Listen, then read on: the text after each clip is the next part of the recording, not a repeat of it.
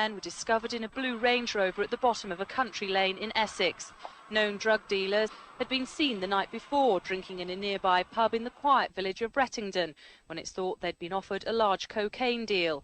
Less than 12 hours later, two villagers stumbled across their bodies. The lane is still used 2 years on to remember the men who died. Tears of drug baron's mistress. The tearful mistress of a murdered drug baron broke down in the witness box as she gave evidence at the trial of his alleged killers. Donna Garwood, formerly of Fairview Road, Basildon, struggled to hold back her emotions as she spoke. She began her 2-year affair with Tony Tucker when she met him at Raquel's nightclub in Basildon. Tucker, 38, of High Road, Fobbin, was blasted to death in a Range Rover on a country track in Rettington. His body was found alongside Pat Tate and Craig Rolfe on December 7th, 1995.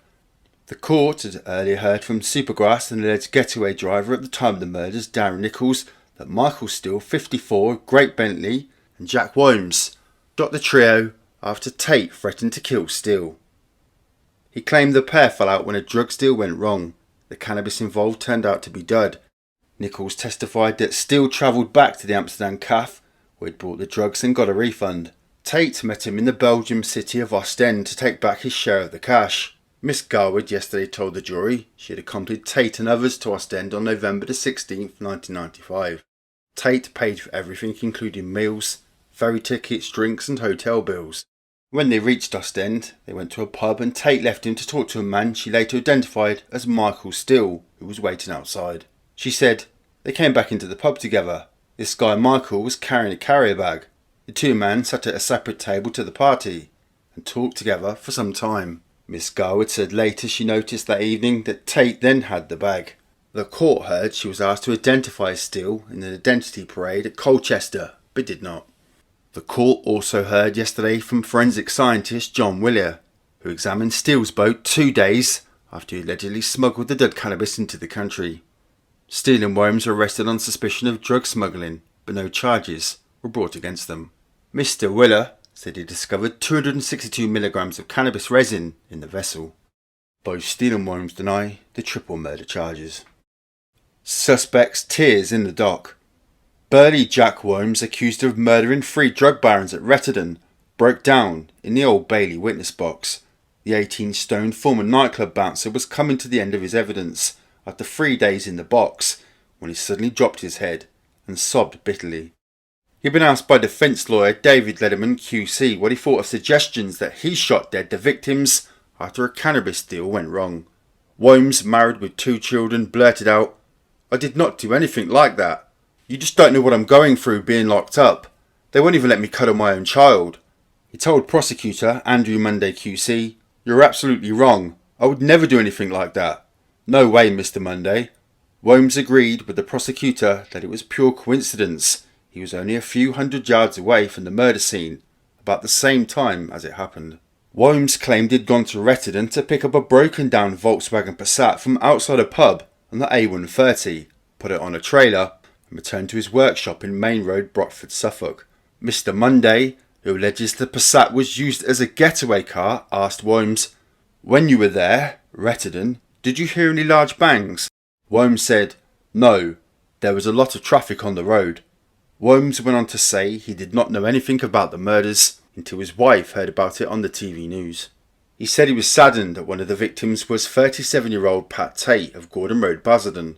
He and Steele had become friends with Tate when they were in an open prison. After their release, they are alleged of falling out over the drugs deal with Tate and his 2 friends Tony Tucker and Craig Rolfe. Williams and Steele deny murder and, along with Peter Corey, plead not guilty to drug smuggling. The trial continues. Triple murder trial hears of drugs dispute. An engineer accused of gunning down 3 drug baron pals has claimed he was just a go-between for their cannabis deal with a mutual friend. Darren Nichols, the prosecution's star witness, has testified he was a courier for a gang run by Michael Steele and Jack Williams who smuggled drugs from the continent in an open-top boat. Nichols also said he acted as the unwitting getaway driver for the triple killing, which he claims was prompted by a falling out between Steele and victim Pat Tate over a cannabis deal. During his second day in the witness box at the Old Bailey, Steele, 54, of St Mary's Road, Great Bentley, said it was Nichols who had masterminded the drug importations from Amsterdam. They also claimed it was Nichols who had a falling out with Tate over cannabis he had given Tate, turned out to be dud.